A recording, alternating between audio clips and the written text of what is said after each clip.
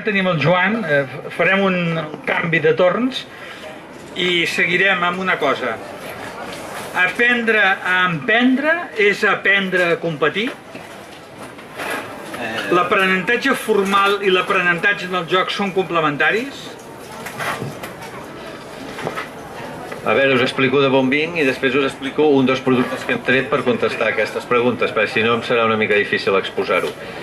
Nosaltres som una petita editora que es diu Quinnelis, va néixer a Sabadell el 2014 i bàsicament el que fem són jocs educatius d'autor o autora. Què vol dir això? Que som una empresa de jocs lúdics, no educatius.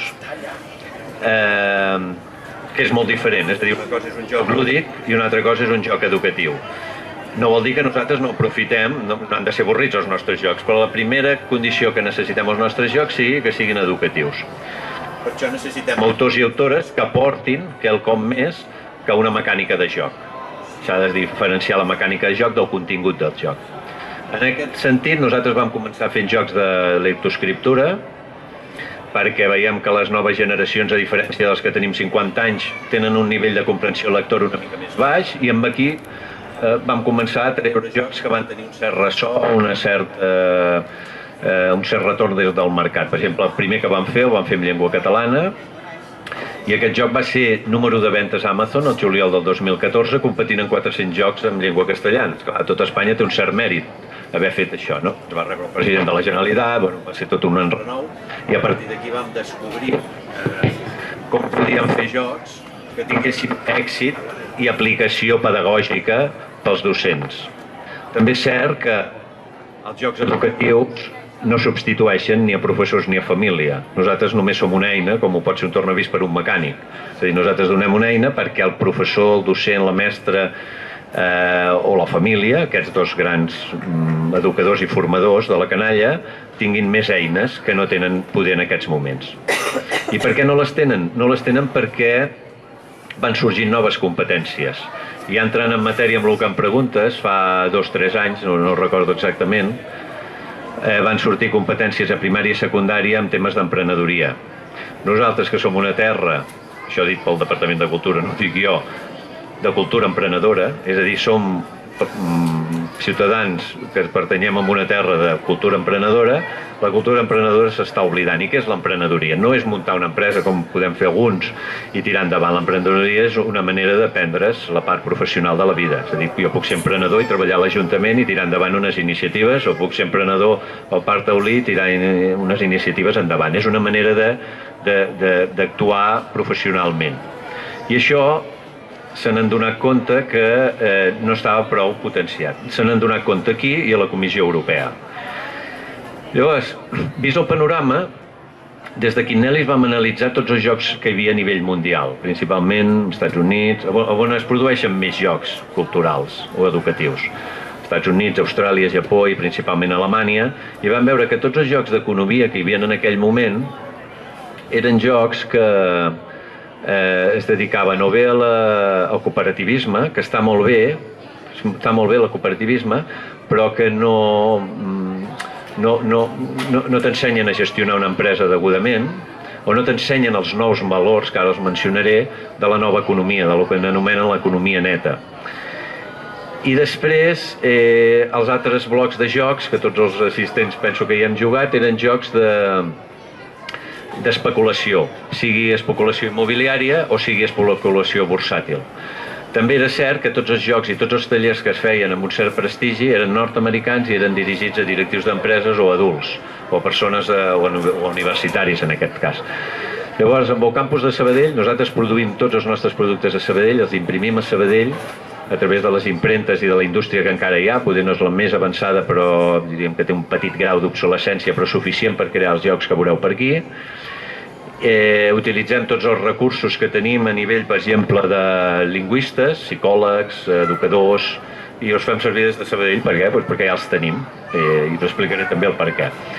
I tenim alguna molt bo que és el campus de l'Autònoma, on ensenyen temes d'economia. Llavors, el que nosaltres vam decidir és dir, bueno, agafem els millors partners que puguin haver-hi, i vam dir, mira, agafarem el millor creador de jocs que ara hi ha al territori, que és el Toni Serra Sanferm, és un senyor que només per dir-vos té programes de ràdio, empreses que fa manuals per moltes multinacionals, programes de tele. Casa seva coneix més de 5.000 jocs, és un senyor que ha treballat molts anys a Sabadell, és més conegut a Alemanya que aquí, això ja sol passar, però bueno, és d'aquí, és una persona d'aquí. I vam dir, bueno, ell ens crearà la mecànica, ens crearà una mecànica d'un joc d'economia modern, i això se'n diuen mecàniques Eurogame, aquelles mecàniques que jugues 40-50 minuts i s'acaba, no aquells que jugàvem nosaltres del famós senyor del Puro, que si no miràvem l'1, 2, 3 ens posàvem a jugar això i la partida no s'acabava mai, podia durar dies. No, això s'ha acabat, ara hi ha noves tendències de joc. Vam agafar el que considerem el millor il·lustrador actualment a Catalunya, que és el Cristian Inaraja, un professor de l'Escola Illa, Premi Actual 2008 d'il·lustració, i així es vam anar sumant. Llavors, una vegada vam tenir l'idea, vam dir amb els autors, Carme Casablanca, doctora en Economia de la Universitat Autònoma, i el Xavi Verge, professor d'Economia, vam dir: som de Sabadell, i Sabadell és una ciutat on hem perdut l'emprenedoria. Són dades, ara no entrarem en el detall, però hem perdut tots els grans sectors que ens van fer referents, el sector del joc, entre ells, l'hem perdut el sector tèxtil, l'hem perdut o l'hem minvat, però més o menys ja m'enteneu. Hem perdut el sector financer, estarem més o menys d'acord, però l'hem perdut, i hem perdut tots els sectors que han anat fent. Hem perdut el producte interior brut industrial, i vam dir, hòstia, farem un joc industrial perquè els nens sàpiguen el que és l'indústria. És a dir, l'home monopoli, aquell senyor del Puro, ja sabem que no té unes bones praxis, ja ho coneixem, però nosaltres farem jocs en el que ensenyarem economia neta, en el que ensenyarem economia circular, sostenible, tercer sector, i on hi aplicarem els objectius de desenvolupament sostenible. I així ho vam fer-ho. Vam crear un joc de rol que es diu Biznelis, i aquest joc de rol consisteix que a partir de 4 jugadors ells han de tirar endavant les seves empreses. Són empreses del sector industrial, alimentació, textil, química i noves tecnologies, i els nens a partir de 10 anys han de, en lloc d'anar a conquistar mercats o construir armes per anar a matar no sé qui, construiran productes de valor afegit i aniran a conquistar mercats internacionals. Sempre dintre del sector industrial. No tinc res contra els serveis, al contrari, però el sector industrial és el que permet a les economies créixer exponencialment, mentre que els serveis permeten créixer d'una forma lineal. I a partir d'aquí vam crear un joc, vam estar 3 anys per fer-lo i ens van començar a venir molta gent interessada en el producte. La primera va ser la Generalitat, en la que ara en som empresa de referència, no sé com en diuen ells, de prestigi social, o no sé com en diuen, exactament d'aquesta temàtica. Després TV3, el diari Ara, i després la Comissió Europea finalment, perquè va detectar que a Europa hi ha un problema en el que la canalla, les mateixes competències que estem aplicant aquí, s'estan aplicant a tota Europa, perquè la canalla no té un esperit emprenedor i no saben tirar endavant molts projectes. Aquí em veu greuge que mentre els països nòrdics tenen un 10 o un 12% d'emprenedoria entre els joves, aquí només som el 2%. Oi que estem emprenedors els catalans, però només tenim un 2% de canalla que vulguin ser emprenedors o que puguin tirar endavant projectes autònoms, no? I això és una cosa que s'ha de fer. Llavors, aquest tipus d'eines ajuden els professors de primària i secundària que no tenen una formació específica en aquestes matèries, que sigui un suport perquè puguin ajudar-los a entendre fins a 125 conceptes d'economia, on se'ls explica multitud de coses. Esclar, explicat així dius, pot ser un rotllo, sí, però també s'ha de fer bé, s'ha de treballar amb bons il·lustradors, s'ha d'utilitzar un llenguatge humil. Nosaltres primer sempre fem els jocs en català, perquè a Catalunya tenim la sort de tenir el Consorci de Normalització Lingüística, i llavors, quan tu has fet un joc de la temàtica que sigui i l'ha fet un expert, aquell expert no vol dir que sigui expert en canalla, és expert en economia o en motricitat o en lectoescriptura o en el que sigui, però no és expert en canalla. Llavors això ho passem per un filtre de professors que no són lingüistes i psicòlegs infantils que et poden dir, aquell joc més o menys l'entenem, i finalment has d'anar al Consorci de la Normalització Lingüística que et dirà si el llenguatge que utilitzes, primer és humil. Humil vol dir que no hem de fer servir paraules. Si parléssim, per exemple, d'un joc d'economia, i jo que he treballat a multinacionals i tal, al final dius, amb què parlo jo? I estàs amb multinacionals i dius, per què fem servir tants anglicismes? No? I als nens no els hi podem introduir tants anglicismes. No és un curset d'anglès, l'economia. L'economia és economia i s'ha d'entendre quin tipus d'economia s'ha de fer. Llavors se'ls ha d'explicar amb un llenguatge comprensible. Nosaltres en diem humil perquè aquest mateix llenguatge, i és el que ens ha passat amb el joc, nosaltres l'hem destinat a nens de 10 anys, però veiem que ara la Generalitat el vol aplicar a les microempreses. Dic, hòstia, però aquest no és el nostre mercat, nosaltres no sabem comunicar un joc amb un empresari de 30 o 40 anys. Per això és el motiu. I perquè qualsevol concepte que surti d'economia una mica complexa l'hem d'arribar a explicar amb 10 o 12 paraules d'una forma que qualsevol persona el pugui entendre. I aquí acabo el rotllo perquè podria estendre...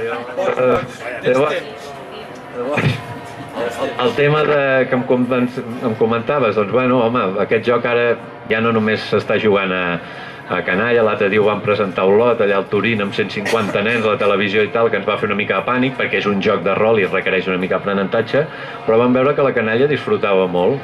I estem descobrint coses que no puc donar dades científiques encara, perquè no portem prou hores jugades en modo prova, a través de la universitat i a través d'altres col·lectius que ens estan ajudant, però estem veient com és la nostra societat, i posaré un exemple. Estem veient que mentre els nens són nens de fins a 10-12 anys, a l'hora de crear una empresa tenen la mateixa valentia, s'arrisquen igual, nens i nenes, posem pel cas, i s'arrisquen igual a invertir per conquerir un mercat internacional o per crear un producte d'alt valor afegit que els està costant diners de la seva caixa, però veiem coses una mica curioses, com per exemple que a partir dels 12 anys les nenes baixen en picat. I no sabem ben bé per què és, però la seva, entre cometes, agressivitat a l'hora de dur la seva empresa a bon port baixa de cop. I dius, cony, què passa, no, això?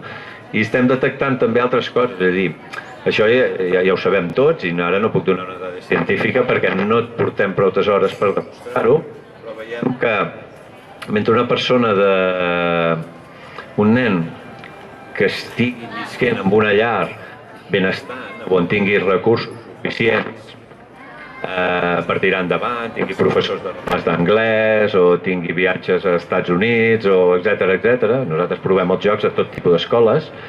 Sabem que aquella criatura, o intuïm, de moment podem dir només que intuïm, tindrà un èxit garantit a la vida, amb un 80 o un 70%. Mentre que quan provem aquests mateixos jocs llocs on els problemes socials són més desfavorits, o molt desfavorits, per dir-ho clarament, o sigui, hi ha molt poca canalla que pugui tirar endavant. Llavors, nosaltres, com a editora, el que volem és vendre molts jocs, internacionalitzar-lo i tal. Després, a l'Autònoma i altres col·lectius el que fan és treure un estudi de tot el que està passant a la societat també, i veiem com la canalla se'ls pot ajudar amb el futur perquè tinguin els mateixos recursos i tinguin les mateixes possibilitats. És a dir, jo quasi puc afirmar que, bueno, i això penso que tots estem d'acord, no tothom si vivim en un estat igualitari, diguéssim, teòricament, però no tothom té les mateixes oportunitats ni de bon tros. I això ho permeten els jocs educatius i els anàlisis posteriors del que veiem. A part de jugar, passar-s'ho bé, hem de fer que els nens tinguin recursos i coneixements, no hem de fer-los perdre el temps, sinó que s'ho passin bé i disfrutin, però a la vegada també ens ha de servir amb els editors i especialment amb els científics a treure dades concloents. Sí, espera, deixa'm fer-te una pregunta. En aquestes jornades hem omès el tema del joc, del videojoc, del joc online, perquè ens ha semblat que era... El cable aquest falla, ara sí, sí.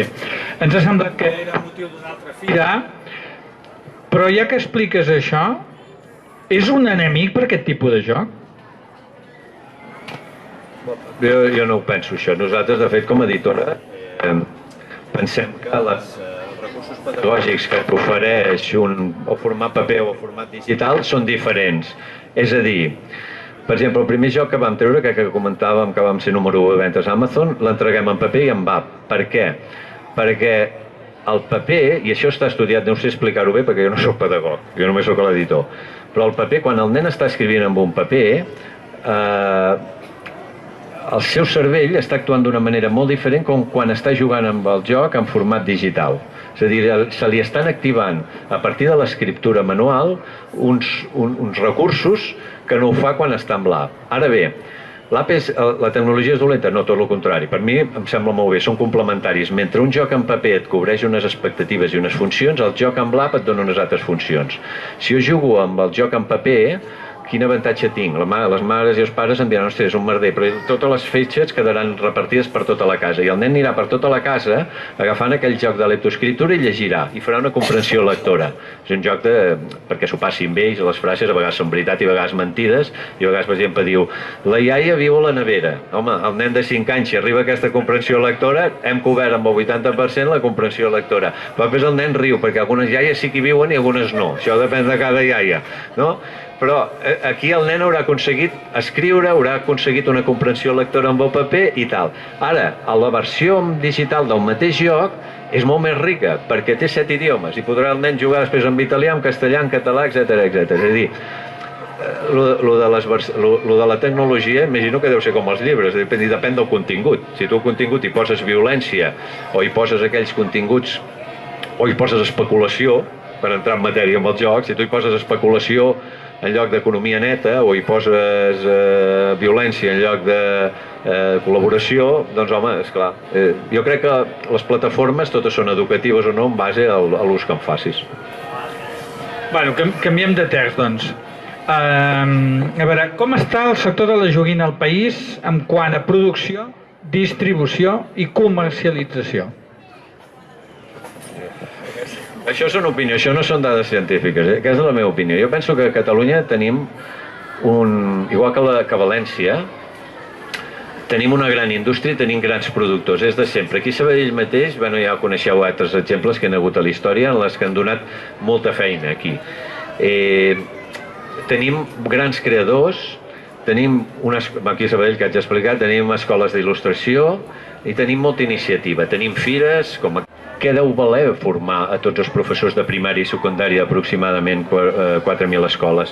Donem-los eines perquè aquestes eines puguin facilitar el coneixement tant a docents com a alumnes d'aquelles noves matèries que vagin sortint. Van sortint de tot tipus de noves matèries, el món va evolucionant i en van sortint. Com ho fem per formar pares? Com ho fem per formar professors? Doncs una bona eina és l'eina d'educació. I a Catalunya, de fet, nosaltres hem presentat, per exemple, aquest joc d'economia a la Comissió Europea i hem sigut els primers de tota Europa a fer-ho. I ningú ens fa cas, o ens fa molt poc cas. Mentre que els països de l'est d'Europa, que venen d'una tradició comunista, han vist que si no fan una incidència clara amb el joc d'emprenedoria per la canalla, quedaran endarrerir països com, jo què sé, la República Txeca o tots els països que venen de l'ex-Iugoslàvia, estan activant-se molt més que no pas nosaltres, perquè veuen que ells venen d'una tradició que no la tenen interioritzada com la tenim nosaltres amb l'emprenedoria i o van ràpids o els seus fills, o els seus nens, diguéssim, i nenes, no tindran les capacitats dels que venen d'una tradició més capitalista i on l'empresa està més interioritzada i més portada. Llavors jo penso que som optimistes, però pel teixit, no per les ajudes. És a dir, a mi m'agradaria veure molts polítics que es desfan per anar-se'n a Alemanya o a Japó per arreglar el tema de l'automoció, que encara no l'he acabat d'entendre. Home, entenc que es consumeixen gasolines, etc., ells produeixen coses, i no entenc com no s'aposten a sectors més nostrats que ajudarien molt en un futur a tenir una mena una població més crítica i més evolucionada i, en definitiva, més rica per tirar endavant negocis. No sé si contesto la pregunta, però més o menys això. La distribució és molt complexa perquè els canals de distribució estan molt malmesos, el sector llibreter està com estan, el joc educatiu per nosaltres era important, ja sabeu com totes les cadenes, llibreries que han anat tancant o inclús cadenes i centrals de compres que han anat tancant. Tenim grans referents de la distribució, que no els mencionaré perquè avui no hi són aquí, però que funcionen molt bé perquè tenen una capil·laritat al territori que ens funciona, aposten molt per la llengua catalana i per tot el tipus de joc educatiu. Tenim jugueteries de prestigi, però estan aïllades, és a dir, aquí en tenim el... Jo sí que dic el canal online. Això sí, deixa'm anar aquí al canal online. El presencial està passant-ho malament i, per contra, estan creixent referents com Jugaia, que estan donant un exemple del que hauria de ser la joguina educativa. Ells mateixos en fan pedagogia als pares. És a dir, si veieu a l'estand veureu que els pares n'hi ha molts allà. Per què? Perquè són productes de valor, són productes ben fabricats i són productes que aporten quelcom més que una joguina de consum pura i dura, de campanya de Reis i de Nadal.